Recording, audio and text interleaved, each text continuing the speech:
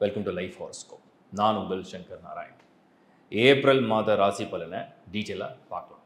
இந்த வீடியோட எண்டில் நிறைய பேர் கேட்டிருந்த ஒரு ஜென்ரல் கொஷின், வாக்கிய பஞ்சாங்கமாக திருக்கணித பஞ்சாங்கமாக நம்ம எப்படி சனி பெயர்ச்சியை ஃபாலோ பண்ணோம், டீட்டெயிலாக அதை பற்றின ஒரு கிளாரிட்டியை வீடியோட எண்டில் கொடுத்துட்றேன், எல்லோரும் பாருங்கள். அண்ட் ஏப்ரல் மாதத்தில் உங்களுக்கு நல்லா தெரியும், மல்டி பிளானட் கன்ஜெக்ஷன் தான் டாமினேட் பண்ண போது.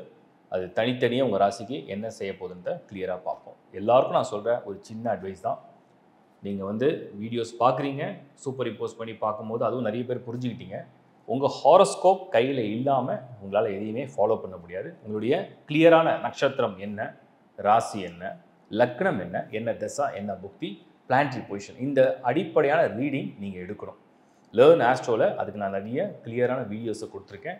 ஹாரோஸ்கோப் இல்லாதவங்க உலகத்தில் எந்த மூலையில் இருந்தாலும் www.lifehoroscope.in அப்படிங்கிற வெப்சைட்டில் நீங்கள் அப்ளை பண்ணலாம். அது மட்டும் தான் நம்மளோடது. டிஸ்பிளேல தெரிகிற நம்பர் மட்டும்தான் எங்களுடைய டீம் மெம்பர்ஸுடைய நம்பர்ஸ். நிறைய சர்வீஸை ஆட் பண்ணியிருக்கோம், தேவையானதை பயன்படுத்திங்க.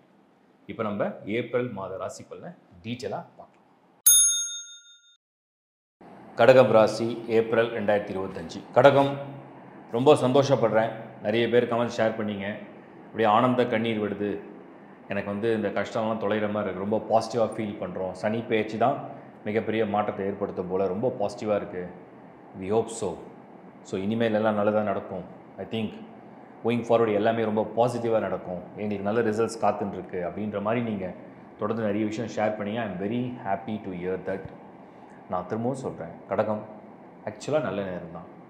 கஷ்டமான, போராட்டமான, ரொம்ப எதிர்நிலையான நேரத்துலேருந்து சனி விலகி உங்களுக்கு வாழ்க்கையில் எதிர்ப்பு நிலை, எதிர்த்த நிலை, சோதனை எல்லாத்தையும் விலகிட்டார். ஏப்ரலில் உங்களுக்கு சனி 8ல் இல்லை. சனி 8th ஹவுஸில் ஏப்ரல் மாதத்தில் கிடையாது. திருக்கணித பஞ்சாங்க முறைப்படி சனி விலகினது உறுதி. இந்த வீடியோட எண்ணிலையும் நான் அதை பற்றி கிளாரிட்டி கொடுத்துட்டேன். ஸோ கடகம், ஃபஸ்ட்டு நல்ல விஷயம் என்ன அப்படின்னா, உங்களுடைய ராசிக்கு 9ஆம் இடத்துல சுக்கிரன், புதன், சூரியன், சனி, ஈவன் ராகு, 5 கிரகம் ஒன்றா தான் இருக்குது. சந்திரன் பயணிக்கக்கூடிய கோள் 2.25 நாள் ஒரு வாட்டி அந்த ஒரு ராசியாக கடந்து வந்துடுவார். கடகத்தை பொறுத்த வரைக்கும் சந்திரன், செவ்வாய் உங்களுக்கு ஃபஸ்ட் ஹவுஸ்லேயே நீச்சம் அடைஞ்சிருக்கு. ரொம்ப நாள் இந்த கிட்டத்தட்ட பார்த்திங்கன்னா இந்த லாஸ்ட் ஒரு 3-4 மந்த்ஸாக இந்த மார்ஸ் கொஞ்சம் 12th ஹவுஸில் கடகத்துக்கு அன்ஃபேவராக இருந்தது. மெயினாக அந்த ப்ரொஃபஷனுக்கு, ஜாப் அண்ட் ப்ரொஃபஷனுக்கு நிறைய பேருக்கு வேலையில் பிரச்சனை, நிறைய பேருக்கு வேலை, வாழ்க்கை, தொழில், பொருளாதாரம், இதில் தான் நிறைய சிக்கல்கள் அனுபவிச்சாங்க. ஹெல்த் கொஞ்சம் ஒரு சிலருக்கு, அதெல்லாம் இப்போ உங்களுக்கு அந்த மாற்றத்தை ஏற்படுத்த நேரம் நெருங்கிடுச்சு. எப்படின்னு கேட்டிங்கன்னா, கால்குலேஷன் நான் சொல்கிறேன், புரிஞ்சுங்க. கடகத்திலே செவ்வாய் இருப்பார். இப்போ கடகத்திலே செவ்வாய் இருக்கிறது அட்வான்டேஜ்னு கேட்டால் very very very very very favourable. ஏன்னா லார்ட் ஆஃப் 10 and 5 உங்களுக்கு ஃபஸ்ட் ஹவுஸில் பொசிஷன் எடுத்துருவார். இது ஃபஸ்ட்டு ப்ளஸ்ஸாக நான் பார்க்குறேன் கடகத்துக்கு. அதே மாதிரி சந்திரன் எப்படியும் ஒரு 10லேருந்து 12 நாட்கள் இந்த நீச்சபங்க ராஜயோகத்தை கொடுக்க ஆரம்பிச்சிருவார். அப்படியே ஒரு உலா வருவார். அது ஒரு பெரிய அட்வான்டேஜாக நான் பார்க்குறேன். அடுத்தது என்னென்னா, குரு 11th ஹவுஸில் பொசிஷனில் இருப்பார். அதுவும் பரிவர்த்தனையோடு இருப்பார். குருவும் சுக்கிரனும் பரிவர்த்தனையோடு இருக்கும். சுக்கிரன் லார்ட் ஆஃப் 11, செவ்வாய் லார்ட் ஆஃப் 10. இந்த பக்கம் நம்ம பார்க்குறது குரு. அவர் உங்களுக்கு கடகத்தை பொறுத்த வரைக்கும் ஒரு யோக கிரகமாக, 9 கூடியனாகவும் 6 கூடியனாகவும் ஒரு யோக கிரகமாக ஒரு வலுவான இடத்துல பரிவர்த்தனை செய்து இருக்கிறதுனால எல்லாமே கொஞ்சம் சாதகமாக இருக்கிறத பொதுவாக சொல்லுவாங்க இல்லையா. ஃபஸ்ட் ஹவுஸில் 9, 10, 11 பொசிஷன் எடுத்துருச்சுன்னா அதுதான் யோகமான ஒரு ஜாதகமாக எடுத்துப்போம். அந்த வகையில் கடகம் ஏப்ரல் 2025 பொறுத்த வரைக்கும் உங்களுக்கு இது ஒரு சாதகமான அலைகள் அப்படியே வீசக்கூடிய நேரம். பர்டிகுலராக ஒரு வேலையை மாற்றணும் உறுதியாக நினைக்கிறீங்களா, உறுதியாக ட்ரை பண்ணுறீங்களா, டெஃபினட்டாக நீங்கள் வேணும்னு நினைக்கிறீங்களா, அது நடக்கக்கூடிய நேரம் நெருங்கிடுச்சு. ஒரு வாழ்க்கையில் ஒரு முன்னேற்றம் வேணும்னு நினைக்கிறீங்களா, அந்த நேரத்துடைய சிக்னல் கிடைக்கும், உங்களுக்கு சப்போர்ட் கிடைக்கும், உதவிகள் கிடைக்கும். இது வரைக்கும் கண்ணீர்லேயே நீங்கள் நினைஞ்சிருந்தீங்கன்னா இனிமேல் அந்த கண்ணீரை துடைக்கக்கூடிய ஒரு ஆற்றல் மிக்க உதவியும் நட்பும் ஆதரவும் உங்களுக்கு கிடைக்கிற நேரம் தான் கடகம். ஸோ கடகம் ஒரு மாதிரி சிக்கி தவிச்சு, ஒரு மாதிரி கஷ்டத்தையே போர்வையாக போற்றி படுத்திருந்து நீங்கள் வாழ்க்கையில் வேதனையோடு வாழ்ந்துருந்தீங்கன்னா இனிமேல் அதெல்லாம் நகர ஆரம்பிக்கும். நிறைய பேருக்கு பெரிய பெரிய பொசிஷனில் உள்ளவங்களுக்கு, இல்லை பெரிய பெரிய மனிதர்களுக்கு கூட பர்சனல் லைஃப்பில் செம்ம அடி இந்த கடகத்துக்கு கடந்த காலத்தில். சனி இந்த 7-8 ஸ்தானங்களில் போகும்போது அது ஃபேமிலி, கணவன் மணி உறவு, ஃபேமிலி ரிலேஷன்ஷிப், நண்பர்கள், எதிர்பார்க்காத துரோகம், இதெல்லாம் சந்தித்த காலம்தான். இனிமேல் எல்லாத்துக்கும் ஒரு தெளிவு ஏற்படும். உங்கள் புத்தி நல்லா வேலை செய்யும். நீங்கள் எப்படி நம்பணும், யாரை நம்பணும், எப்படி ஒரு விஷயத்தை புரிஞ்சிக்கணுன்ற ஒரு தெளிவான ஒரு விஷயத்தோடு நீங்கள் வெளியே வரப்போறீங்கன்னு தான் நான் பார்க்குறேன். ஸோ கடகம், இந்த காலகட்டம், இது உங்களுடைய நேரம், இது உங்களுடைய பலம். மாணவர்கள் கூட பார்த்தீங்கன்னா சில பேருக்கு வந்து பேப்பரை கிளியர் பண்ண முடியாமல் சில தடங்கல்களை சந்தித்த காலமாக இருக்கும். ஒரு சிலருக்கு போராடி போராடி ஒவ்வொரு விஷயத்தையும் ரொம்ப மெனக்கெட்டு நகர்த்தி கொண்டு போகிற மாதிரி இருந்திருக்கும். அதெல்லாம் இனிமேல் கொஞ்சம் ஸ்மூத்தாக அந்த கான்சன்ட்ரேஷன் அதிகரிக்கும். அந்த ஒரு எனர்ஜி வந்து இன்பில்டாக அவங்களுக்குள்ள ஏதோ ஒரு வகையில் அது பாசிட்டிவாக தோண ஆரம்பிச்சிடும். இதெல்லாம் நான் ரொம்ப அட்வான்டேஜாக நான் பார்க்குறேன். இல்லத்தரசிகளை பொறுத்த வரைக்கும் குடும்பம் வாழ்க்கை என்பது வந்து கிட்டத்தட்ட நிறைய பேர் சொன்னது மெசேஜை பார்த்தேன், பர்சனலாகவும் பேசும்போது கேள்விப்பட்டது, நரகமாக இருக்குது, எப்போ தான் இதெல்லாம் நிவர்த்தி ஆகுன்ற மாதிரி கேட்டாங்க. நான் எல்லாருக்கும் சொன்ன ஒரே வார்த்தை, கெட்டது நடக்கிறத நம்மளால் தடுக்க முடியல, அதேமாதிரி நல்லது நடக்கிறதையும் தடுக்க முடியாது. கடவுள் அப்படி தான் ஒரு சைக்கிளை கிரியேட் பண்ணுவார். சோதனை காலத்துலேருந்து வெளியே வந்துட்டீங்க. இனிமேல் இந்த மாதிரியான ஒரு மோசமான துன்பத்துலேருந்து நீங்கள் வெளியே வந்துடுவீங்க.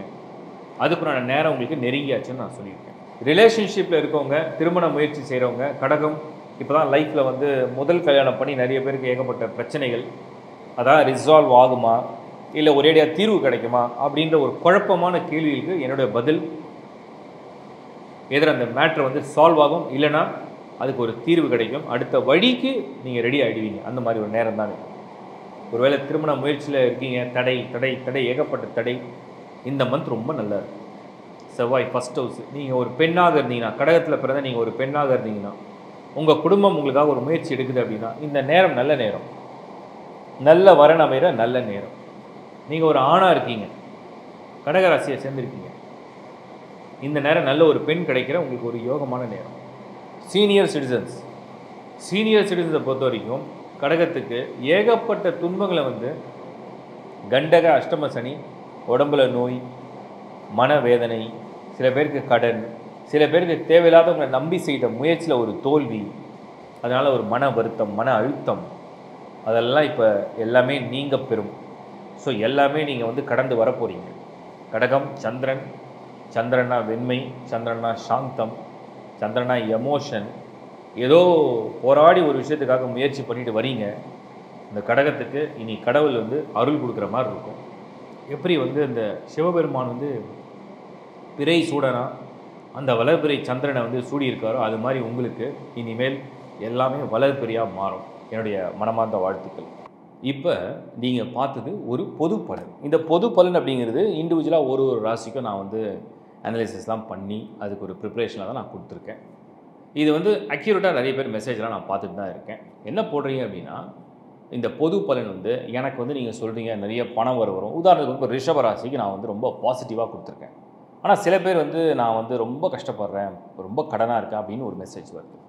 அதேமாதிரி துலாமுக்கு ரொம்ப நல்லா கொடுத்துருக்கேன், மிதுனம் நல்லா கொடுத்துருக்கேன். இது ஆனாலும் நீங்கள் கொடுக்குற மெசேஜ்லாம் நான் வந்து பார்க்க தான் செய்கிறேன். அப்போ வந்து நான் சொல்கிற மெசேஜ் என்னென்னா, நான் உங்களுக்கு ஒரு முறையும் சொல்கிறேன், உங்களுடைய ஜென்ம நட்சத்திரத்தை நீங்கள் கரெக்டாக வெரிஃபை பண்ணிங்களா?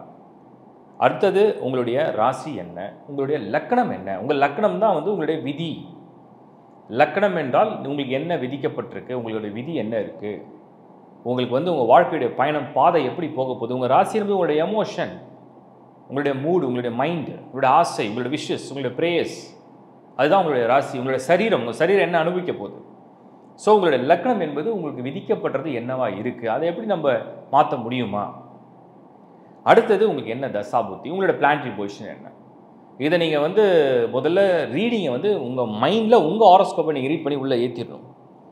உங்கள் மைண்டில் வந்து உங்களுடைய ஹாரோஸ்கோப்பில் உள்ள அந்த பிளானட்டரி பொசிஷன் வந்து எந்தெந்த பிளானட் எந்த ஹவுஸில் இருக்குது, கன்ஜெக்ஷனாக இருக்கா, பார்வையில் இருக்கா, ஸோ எப்படி பொசிஷன் எடுத்திருக்கு, வக்கரம் அடிச்சிருக்கா, நீச்சமாக இருக்கா, உச்சமாக இருக்கா, இல்லை வந்து உங்களுக்கு வந்து ஆட்சி பலத்தோடு இருக்கா, ஏதாவது யோகத்தோடு இருக்கா, இல்லை தோஷத்தோடு இருக்கா, அதை வந்து நீங்கள் ரீட் பண்ணி ஃபிக்ஸ் பண்ணிட்டீங்கன்னா தான் நீங்கள் ஒரு டிரான்சிட்டையும் அப்சர்வ் பண்ண முடியும். இது ஒன்று.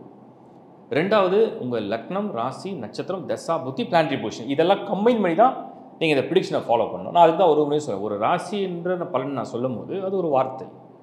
உங்கள் லக்னமாக இருந்தால் அதையும் நீங்கள் சேர்த்து பார்க்கலாம். 2 வீடியோவை நீங்கள் பார்க்க, each and every one 2 video பார்க்குற மாதிரி வரும். ஒன்று வந்து உங்கள் ராசிக்காகவும், ஒன்று உங்கள் லக்னத்துக்காகவும் பார்த்து அதை நீங்கள் வந்து கம்பைன் பண்ணிங்கன்னா உங்கள் பேர்த் சார்ட்டு தான் நான் வந்து லைஃப் ஹாரோஸ்கோப்.inல போய் நீங்கள் ஹாரோஸ்கோப்பை அப்ளை பண்ணி எடுத்துக்க முடியும்னு சொல்கிறேன். உலகத்தில் எந்த முள்ளாக நீங்கள் அப்ளை பண்ணலாம். இது ஒரு சாஃப்ட் காப்பி தான், உங்களுக்கு ஆன்லைன்லேயே வந்துடும். இது ஒன்று. அடுத்து வந்து நிறைய பேர் வந்து நீங்கள் கமெண்ட்ஸ் போடுறீங்க. போடும்போது நீங்கள் வந்து உங்களுடைய personal data or personal question போட்டிங்கன்னா என்னால் ஒரு ஹாரோஸ்கோப்பை ரீட் பண்ணாமல் அதை பற்றி ப்ரிடிக்ஷன் தர முடியாது. ஏன்னா நீங்கள் நிறைய பேருக்கு ஒரு பொதுவாக ஒரு விஷயத்தை கேட்டிங்கன்னா அதுக்கு வந்து நான் அந்த கமெண்ட்ஸை பார்த்தேன்னா அடுத்த வீட்டில் அதை ஆட் பண்ணி தான் கொடுக்க ஆரம்பிச்சிடும். ஒரு ஜென்ரலாக ஒரு விஷயத்தை நீங்கள் கேட்குறீங்க. இப்போ நிறைய பேர் காம்போ கேட்டிங்க, நான் காம்போ பண்ணி கொடுத்தேன். எல்லா பிளானோட காம்போ கேட்டிங் காம்போ பண்ணி கொடுத்தோம். அதுக்கப்புறம் வந்து இந்த வருஷத்துடைய காம்போ கேட்டிங் அதையும் நம்ம வந்து பண்ணி கொடுத்தோம்.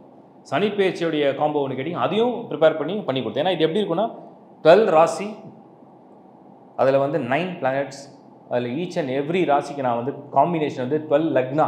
ஒரு ராசி எடுத்தேன்னா அதுக்கு வந்து 12 லக்னாவை நான் கம்பைன் பண்ணி அதுக்கு 9 பிளானட்ஸை பொசிஷன் எடுத்து அதை நான் ப்ரிடிக்ஷன் கொடுத்து அடுத்த ராசி மாறும்போது மறுபடியும் 12 லக்னா வேறு மாதிரி மாறும், மறுபடியும் 9 பிளானட்டோட பொசிஷனை மாறும். இதை பெரிய ப்ரிப்பரேஷன் பண்ணி தான் நான் கொடுக்குறேன். அந்த மாதிரி நீங்கள் ஒரு கண்டென்ட் கொடுக்குறீங்க, இல்லை ஒரு மெசேஜ் கொடுங்க, நான் கண்டிப்பாக பண்ணுவேன். பட் ஆனால் நீங்கள் வந்து உங்கள் பர்சனல் டேட்டா வந்து ஜஸ்ட் நீங்கள் ஒரு வரியாக எழுதுறீங்க. ஆனால் அதுக்கு என்னால் எப்படி ஆன்சர் கொடுக்க முடியும்? என் நிலைமையிலேருந்து நீங்கள் யோசிங்க. நான் அதை படிக்கிறேன், ஆனால் என்னால் வந்து அதுக்கு ஆன்சர் கொடுங்க. ஏன்னா உங்கள் சார்ட் என்னென்னு எனக்கு தெரியாது. அப்புறம் டேட்டா பற்றிலாம் போட்டுறீங்க. அதெல்லாம் வந்து 1 to 1 வெரிஃபை பண்ணி பார்க்கும்போது தான் புரியும். இது 2வது கிளாரிட்டி. 3வது, இந்த சனி பெயர்ச்சி பற்றி நிறைய பேர் வந்து கமெண்ட்ஸ் போட்டிங்க. இது வந்து வாக்கிய பஞ்சாங்கம். ஒரு சிலர் வாக்கிய பஞ்சாங்கப்படி கோயிலில் வந்து திருநள்ளாறில் வந்து 2026 தானே சொல்கிறாங்க, நீங்கள் 25 சொல்லி எது உண்மை அப்படின்னு நீங்கள் கேட்குறீங்க. நம்மளுடைய முன்னோர்கள் அவங்களுடைய வாக்கு பலிதன், நம்மளுடைய முன்னோர்களுடைய வாக்கு பலிதன், அவங்க வந்து பல நூற்றாண்டு காலமாக ஒரு பஞ்சாங்கத்தை வந்து பின்பற்றக்கூடிய முறையை வந்து கையாளுறாங்க. அதுதான் வந்து வாக்கிய பஞ்சாங்கம். அது பாம்பு பஞ்சாங்கம்னு சொல்லுவோம், வாக்கிய பஞ்சாங்கம்.